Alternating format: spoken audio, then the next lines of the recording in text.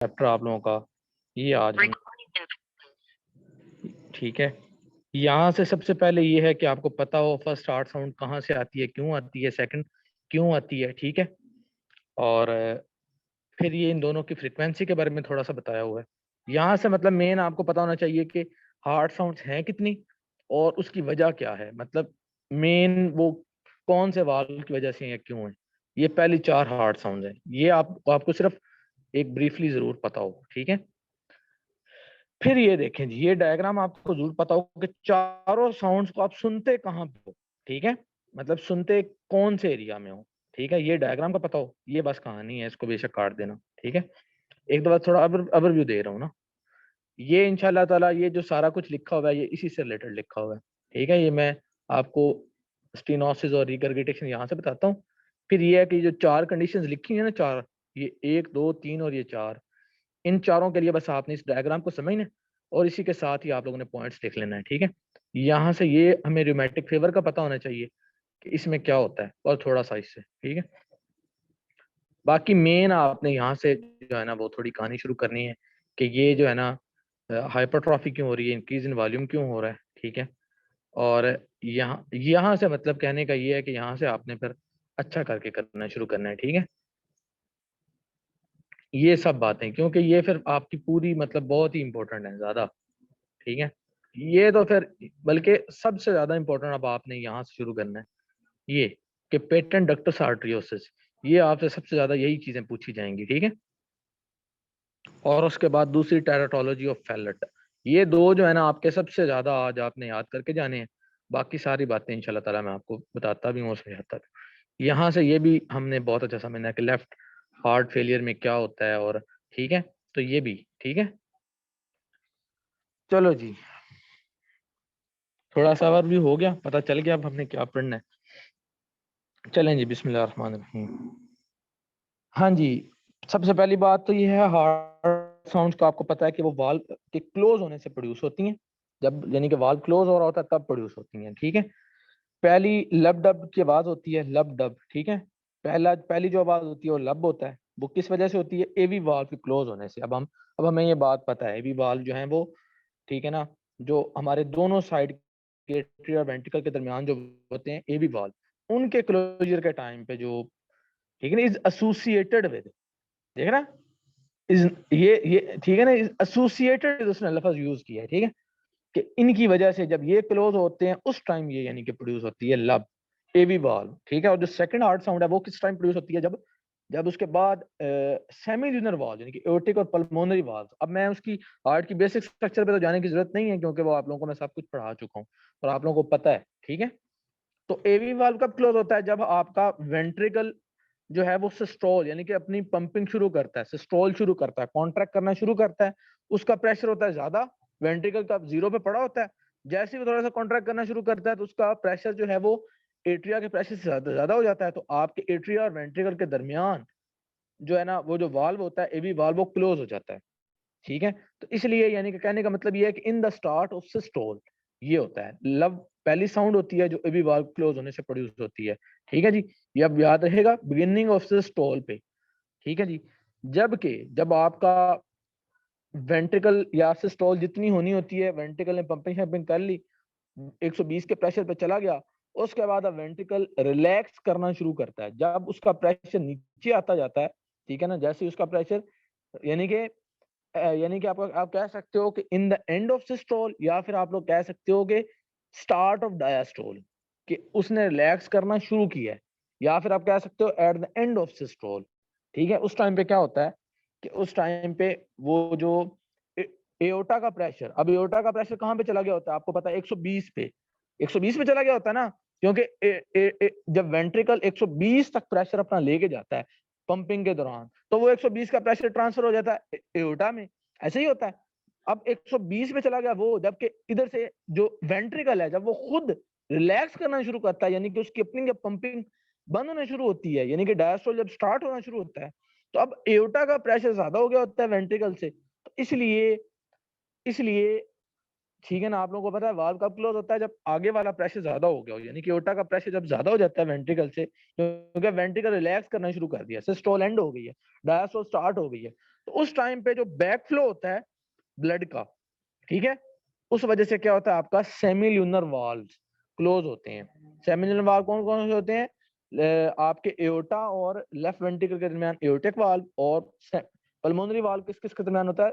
Right ventricle और pulmonary trunk के दरमियान, पल्मोनरी ट्रंक और राइट वेंट्रिकल के दरमियान। तो ये जब क्लोज होते हैं तो उससे क्या होता है? उससे आपकी सेकंड हार्ट साउंड प्रोड्यूस होती है। ठीक है जी, डब। ठीक है, इसको आप कह सकते हो at the end of systole, और या फिर आप कह सकते हो एट स्टार्ट ऑफ डायस्टोल।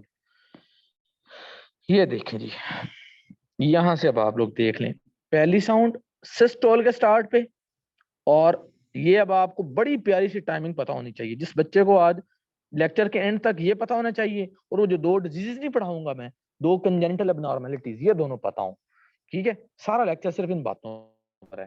ठीक है, तो ये क्लियर हो गया कि सिस्टोल के स्टार्ट में यहाँ के यही इसी के ऊपर लिख लो एवी वाल क्लोज हुआ है, इसी के ऊपर क्या आपका सेमिल्यूनर वाल क्लोज हुआ है, देख लो डायस्टोल के स्टार्ट में। ठीक है, इवन बुक के अंदर वो एंड ऑफ सिस्टोल सब कहते हैं। ठीक है ना, तो वो भी ठीक है, लेकिन बहरहाल उससे भी प्यारा नहीं कि बंदा कह ले कि ये in the start of systole और ये in the start of diastole. क्या ख्याल है? चलो जी, ये दोनों बातें पता चल गई मैं आप लोगों को। अब एक मजेदार सी बात, वो कहता है पहले हम लोग ये समझते थे कि जो ये फर्स्ट हार्ट साउंड आती है इसकी वजह ये है कि वो जो वाल्व के जो लीफलेट्स होते हैं ना, पता है आपको वाल्व का ये एक लीफ तो नहीं ना होता, वाल्व के जो लीफलेट्स होते हैं वो आपस में स्लैप होते हैं, यानी कि आपस में एक दूसरे से टकराते हैं ना, तो उससे वो कहता है कि उससे उससे साउंड प्रोड्यूस होती है। ठीक है, was slapping together of leaflets set of vibration.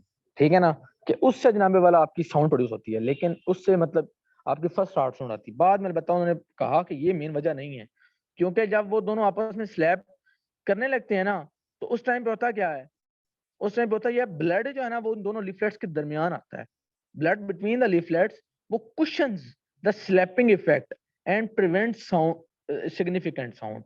यानी कि वो वाल्व के आपस में स्लैप होने से नहीं ये आवाज पैदा हो रही।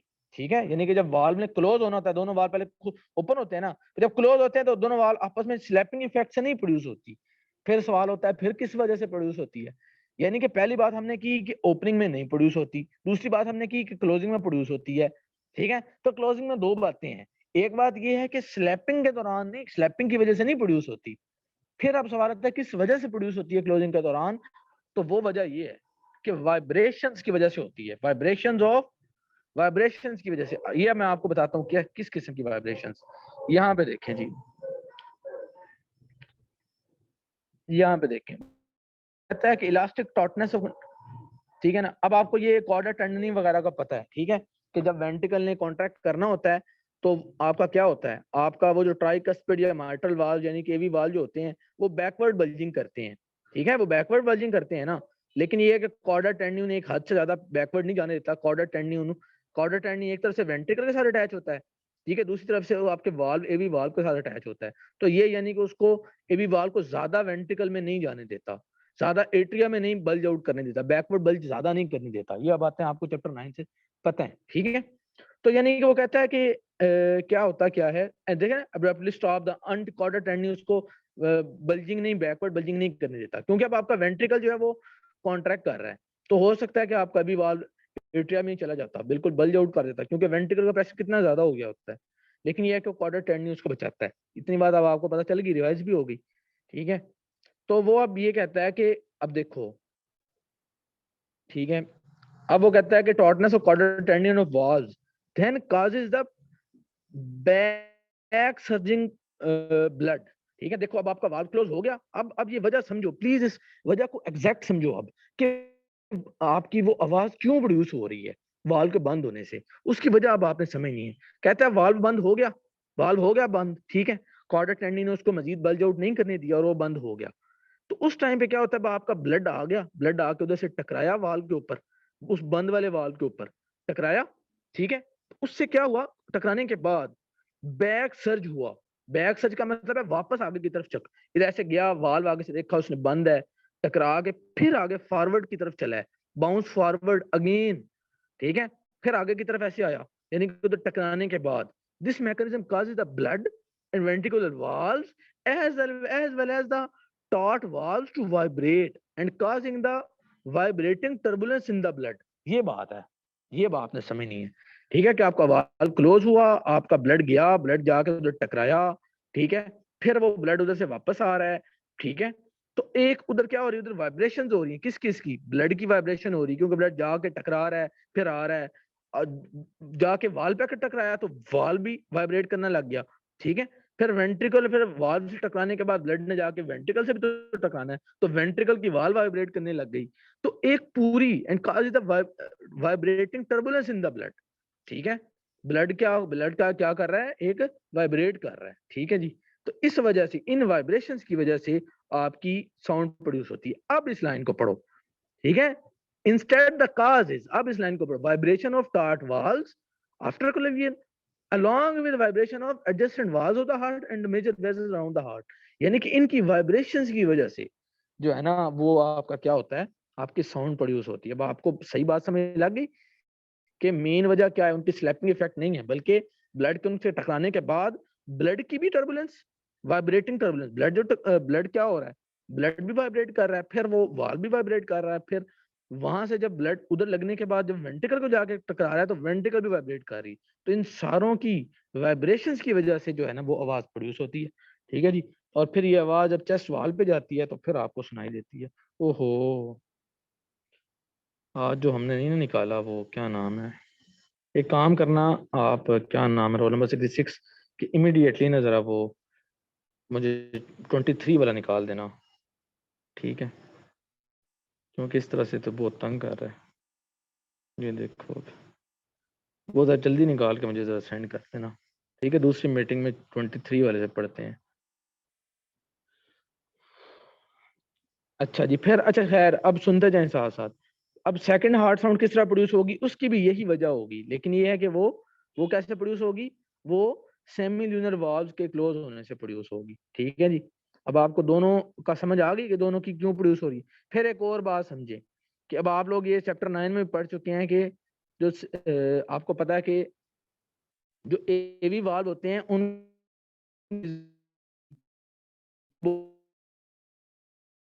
पढ़ चुके हैं, होते हैं, खुद ही बहुत टॉट होते हैं, ये देख रहे हैं कि वो एवी वाल्व के निस्बत खुद ज्यादा टॉट होते हैं। हम ये बातें पढ़ चुके हैं ना, ठीक है। और उनकी क्या होता है, उनकी सडन क्लोजर होता है उनका, ठीक है ना। ये बातें भी हम लोग पढ़ चुके हैं, ठीक है, कि इनको कॉर्डर टेंडनी की जरूरत नहीं होती, ठीक है। तो ये चूंकि टॉर्ट ज्यादा होते हैं तो इनका वाइब्रेशन टाइम उनकी निस्बत कम होता है। उनका एवी वाल्व वालों का कितना होता है, 0.14 सेकंड, और इनका कितना होता है, 0.11 सेकंड। ये बात आपको समझ आ गई कि इनका क्या होता है। ये देखें, इनकी टॉर्टनेस ज्यादा होती है। फर्स्ट रीजन क्या है इनका टाइम कम होने की, कि इनके ये कम टाइम के लिए क्यों वाइब्रेट करते हैं, ठीक है। तो उसकी वजह ये है कि इनका जो टॉर्टनेस जो होती है ना, वो क्या होती है, इनकी टॉर्टनेस होती है ज्यादा। देखो, एक चीज ज्यादा टॉर्ट होगी तो वो थोड़ा कम वाइब्रेट करेगी, जब उसका वाइब्रेटिंग टाइम कम होगा, उसकी फ्रीक्वेंसी ज्यादा होगी, ठीक है। आप बात को समझ रहे हो भला कैसे। देखो, आप कोई भी चीज लो ना, थोड़ी टॉर्ट चीज लो तो वो जल्दी वाइब्रेट करेगी, जल्दी कर लेगी, उसकी वजह से उसकी फ्रीक्वेंसी ज्यादा होगी, जबकि वाइब्रेशन का टाइम कम होगा, ठीक है ना। ऑब्वियस बात है, फ्रीक्वेंसी तभी ज्यादा होगी अगर टाइम कम होगा तो, क्योंकि वो टॉर्ट ज्यादा होते हैं, ठीक है। एक एक रीजन ये था कि वाल्व खुद जो है वो टॉर्ट ज्यादा है, तो इसलिए वो जो सेकंड हार्ट साउंड प्रोड्यूस हो रही होती है, ठीक है, क्योंकि वो जिस वाल्व की वजह से प्रोड्यूस हो रही है वो वाइब्रेट ही कम टाइम के लिए करता है, ठीक है। वो क्या करता है, वो वाइब्रेट ही, देखो, दे वाइब्रेट फॉर शॉर्टर टाइम, ठीक है। तो इसलिए उनसे जो फिर साउंड उनकी वजह से जो प्रोड्यूस हो रही है, उनकी वाइब्रेशन की वजह से, जो हमने यहाँ पे पढ़ा कि वाइब्रेशन की वजह से साउंड प्रोड्यूस हो रही होती है, क्योंकि ये वाइब्रेट ही कम टाइम के लिए करते हैं, तो इस वजह से साउंड प्रोड्यूस, उसका टाइम कम होगा, उसका टाइम कम होगा। ये पॉइंट क्लियर हो गया। फिर एक और वजह भी है, उसकी वजह ये है कि जो सेकंड हार्ट, ये जो साउंड है, ठीक है, ये फिर आगे कहाँ पे जाती है, मतलब देखें ना कि एवी वाल्व सेमिलर वाल्व क्लोज हुआ, या फिर समझ लो कि आप एओर्टिक वाल्व क्लोज हुआ, इसने आगे कहाँ पे जाना है, इसने आगे जाना है एओर्टा के अंदर। तो वो कहता है greater elastic coefficient of tart arterial valves. जो आर्टीरियल वाल्व यानी कि जैसे वो पल्मोनरी आर्टरी में जा रहा है या फिर एओर्टा में जा रहा है, तो वो उनकी आगे से इलास्टिसिटी ज्यादा होती है, ठीक है ना। मतलब उनकी इलास्टिसिटी ज्यादा है, जबकि इन एवी वाल्व के वो आगे कहाँ पे जा रहा है, मतलब वो आगे कहाँ पे जा रहा है, आगे वो जा रहा है वेंट्रिकल के अंदर, यानी कि इधर एवी वाल्व से आगे किधर जा रहा है, वेंट्रिकल के अंदर। तो वेंट्रिकल की इलास्टिसिटी कम है, जबकि इनकी इन आर्टेरियल वाल्व की इलास्टिसिटी ज्यादा है। इस वजह से वो आवाज जो आगे फैलनी होती है ना, फैलनी होती है यहाँ पे, ठीक है, यहाँ पे चूंकि उनकी इलास्टिसिटी जो है वो ज्यादा है, ठीक है, तो इस वजह से क्या है, इस वजह से ये भी वो वजह है कि जिनकी वजह से क्या होता है कि इनकी जो ड्यूरेशन है वो कम होता है और फ्रिक्वेंसी ज्यादा होती है। देखो इस बात को भी, ये बात भी बहुत आसान है, आप खुद सोचो कि जब इलास्टिसिटी ज्यादा है, तो मैंने आपको क्या बताया, इलास्टिसिटी का मतलब है रिकॉइल, ठीक है, जल्दी रिकॉइल हो जाती है वो, यानी कि जैसे ही वो, अब मतलब ये कि उसकी वाइब्रेशन का टाइम है ना वो कम है, वो जल्दी वाइब्रेट करके जल्दी वापस, जल्दी वापस, जल्दी वापस, ऐसे, मतलब उसकी फ्रीक्वेंसी ज्यादा है आर्टीरियल वाल्स की, उनकी इलास्टिसिटी ज्यादा है। इलास्टिसिटी ज्यादा होने की वजह से जैसे ही वो टकराते हैं, वो जल्दी जल्दी जल्दी जल्दी कर रहे हैं, उनकी फ्रीक्वेंसी ज्यादा है, तो उनका जो वाइब्रेशन का जो टाइम है वो कम है, ठीक है। जबकि जो आपका ये देखो, जबकि जो आपका वेंट्रिकल है वो क्या है, वो बिल्कुल लूज है, वो बिल्कुल इलास्टिक है, लेस इलास्टिक है, ठीक है। इस वजह से वो है धीरे धीरे धीरे धीरे ऐसे आराम आराम आराम आराम से वो क्या करता है, वाइब्रेट करता है। इस वजह से जो है ना उस, ठीक है, बात समझ आ गई कि उधर क्या है, उधर वो जो वाइब्रेशन का टाइम है वो ज्यादा है, फ्रीक्वेंसी कम है। अब समझ आ गई, चलो ठीक है। अब आपको ये सारी बात, अब मैं इधर आ जाऊं जरा, ये दोनों हार्ट साउंड्स की वजह भी आप लोग सुन लो कि थर्ड हार्ट साउंड कब प्रोड्यूस होती है, मिडिल थर्ड ऑफ डायस्टोल में। आपको याद होगा डायस्टोल का एक फर्स्ट वन थर्ड था जिसमें 60% ब्लड आता था, फिर एक सेकंड वाला था, सेकंड मिडिल वन थर्ड था जिसके अंदर फिर ब्लड आता है, फिर एक तीसरे वाला होता है जिसके अंदर फिर ब्लड आता है, ठीक है, एट्रिया की कॉन्ट्रैक्शन से। तो वो मिडिल वन थर्ड के दौरान जो ब्लड आ रहा होता है उसकी वजह से थर्ड हार्ट साउंड आती है, जबकि जो फोर्थ हार्ट साउंड आती है वो एट्रिया की कॉन्ट्रैक्शन की वजह से आती है। यानी कि जो डायस्टोल का जो लास्ट फेज होता है उसके अंदर एट्रियल कॉन्ट्रैक्शन से जो आवाज आती है वो फोर्थ हार्ट साउंड है, और जो थर्ड हार्ट साउंड है वो मिडल वन थर्ड के दौरान आती है, ठीक है। इतनी बात एक दफा पहले पता चल गया कि कौन सी कहाँ प्रोड्यूस हो रही है। अब दूसरी बात, ये दोनों आपको, ये दोनों जो है ना ये आपको नॉर्मली नहीं सुनाई देती, ठीक है, नॉर्मली नहीं सुनाई देनी, इसने तो कभी भी नॉर्मली ऑलमोस्ट नहीं सुनाई देना, ऑलमोस्ट कभी भी। ये है कि ये बच्चों वगैरह में सुनाई देती है, बड़ों में नहीं सुनाई देती। इतनी बात भी क्लियर हो गई, ठीक है। अच्छा, लेकिन ये है कि ये फोनोकार्डियोग्राम पे रिकॉर्ड हो जाते हैं। फोनोकार्डियोग्राम, फोनोकार्डियोग्राम क्या है, ये है, ये आपने कैसे हासिल की, फिर इसने, फिर आपको कैसे पता चला कि ये, इसमें ये होता है कि आपकी, देखो, स्ट्रेच से आपको ये नहीं सुनाई देनी, ठीक है, क्योंकि ये बिल्कुल आपकी ऑडिबिलिटी की रेंज है ना उससे कम होती है। देख रहे हो, ये आपकी एक 40 से लेकर, ये देख रहे हो, हार्ड साउंड और मरमर की रेंज क्या है, 40 से लेकर, इधर 40 से लेकर 520 तक है।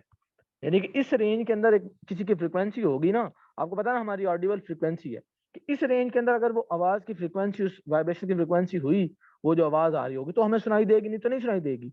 इसका मतलब है कि हमें सुनाई तो नहीं देगी, लेकिन ये है कि फोनोकार्डियोग्राम के अंदर क्या होता है कि आप उसको एम्पलीफाई करके तो रिकॉर्ड कर लेते हो, ठीक है। सिर्फ इतना ही बताना चाहिए कि किस लिए है, कि आप स्पेशल डिवाइस है जिसके जरिए आप एम्पलीफाई करते हो सिग्नल को, हार्ट को, और उनको फिर रिकॉर्ड करते हो।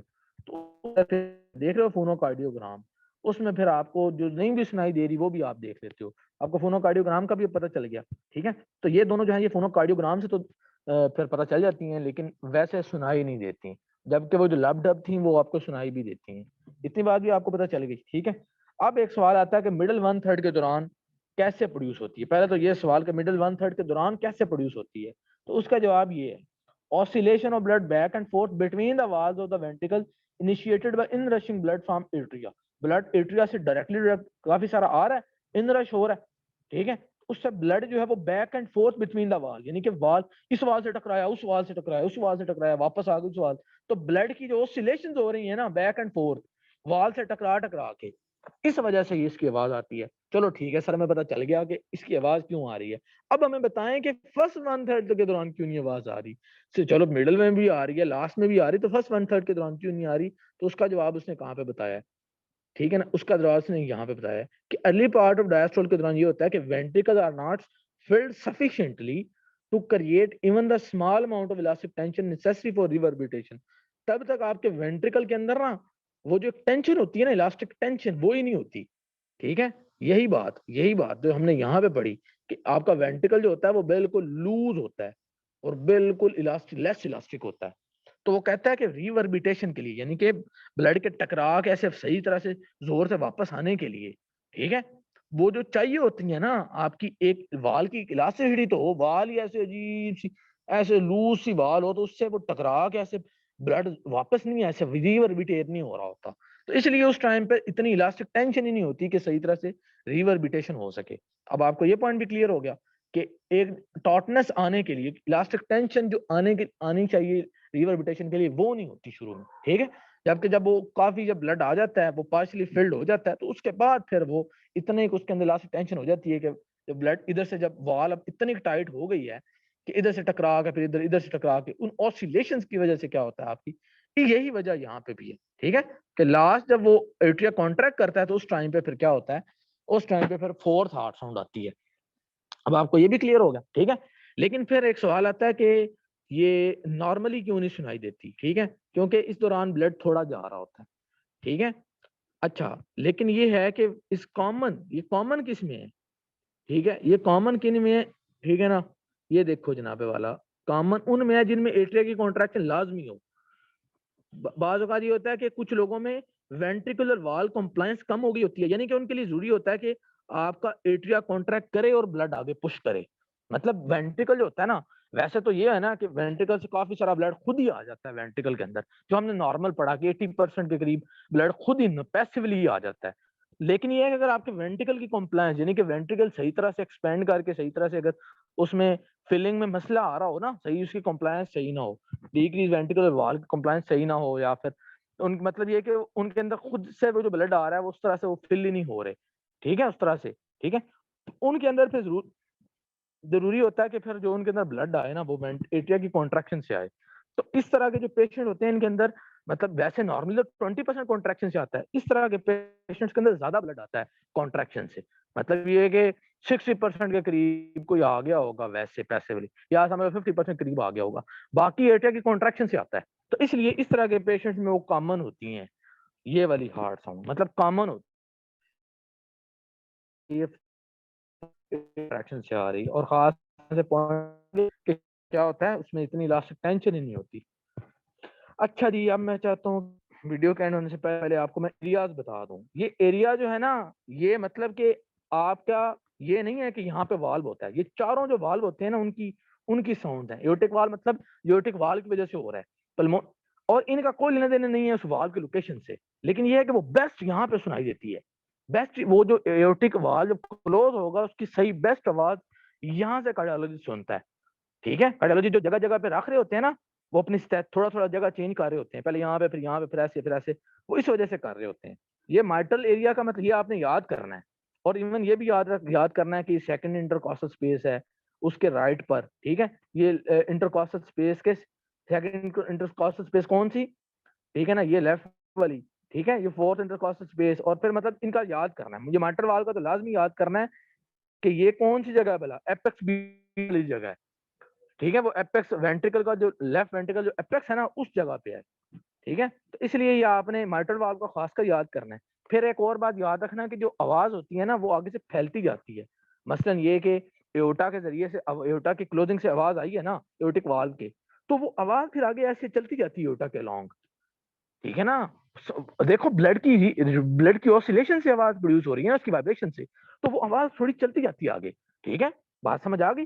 ठीक है ना, कि ये इस तरह से है। इसी तरह से पल्मोन, वो जो पल्मोनी जो वाल्व के प्रोड्यूस होने से होती है, वो भी पल्मोनरी आर्टरी के अलॉन्ग ऐसे चलती है, क्योंकि ब्लड की वजह से प्रोड्यूस हो रहा है कि ब्लड टकरा के या ब्लड वापस आ रहा है, वाल्व से टकराया ब्लड वापस आ रहा है, तो उसकी ऑसिलेशन की वजह से आवाज प्रोड्यूस हो रही है। ठीक है, तो अब आपको समझ आ गई। यहाँ पे भी मन आवाज उसकी ऑसिलेशन की वजह से आई, क्योंकि ब्लड जब आता है इनरश होता है तो वो वेंट्रिकल के दरमियान ऐसे ऑसिलेट करता है। ठीक है, तो उस वजह से यानी कि आपको ना अच्छे से समझ आ गई होगी कि उन ऑसिलेशंस की वजह से आपको आवाज आ रही है, उन वाइब्रेशन की वजह से। ठीक है, तो ये चारों एरिया आपने जरूर याद कर लेने, और इनका कोई लिंक नहीं है। उसने यहाँ पे लाइन लिखी है किन एरियाज का उनके वाल से कोई डायरेक्टली लिंक नहीं है। ठीक है, इन चारों के एरिया में लिखे हुए हैं यहाँ पे। ठीक है, तो ये मैंने आपको सारे बता दिए हैं सारी बातें। ठीक है, देख रहे हैं। कि अपेक्स ऑफ द वेंट्रिकल पे क्या है, ये माइट्रल वॉल्व, ठीक है। असल में ना वहां पे वो होता ये है, असल बात आपकी ये है कि यहाँ पे ना मतलब वो जो होता है ना वाल्व जहाँ से क्लोज हो रहा होता है, ठीक है, उसकी सही आवाज मतलब यहाँ पे आ रही होती है। तो वो इस वजह से वो हार्ट की एक एनाटॉमिकल स्ट्रक्चर की वजह से, क्योंकि आप आवाज सुन रहे हो चेस्ट के ऊपर से, तो वो हार्ट की एनाटॉमिकल स्ट्रक्चर की वजह से ये बात है कि वो कि खास स्पेसिफिक एरिया पर मतलब आवाज आ रही है। समझ आ रही है मेरी, ठीक है। तो वो इस वजह से ये मामला है, ठीक है। लेकिन ये उसके डिटेल में इतना जाने की जरूरत नहीं है, ठीक है। अच्छा जी, अब ये रूमेटिक फीवर वाली बात बहुत ही ज़्यादा आसान है, ये मैं आपको 2 मिनट में बता देता हूँ। इसमें ये होता है कि बेसिकली ये ऑटोइम्यून डिज़ीज़ है। इसके अंदर होता ये है कि आपका स्ट्रेप्टोकोकल बैक्टीरिया जो है ना, ये स्ट्रेप्टोकोकल टॉक्सिन, ये आगे पहले इन्फेक्शन करता है और फिर ये और क्या करता है, कुछ ख़ास किस्म की प्रोटीन्स बॉडी सेंड करता है, ठीक है? उन प्रोटीन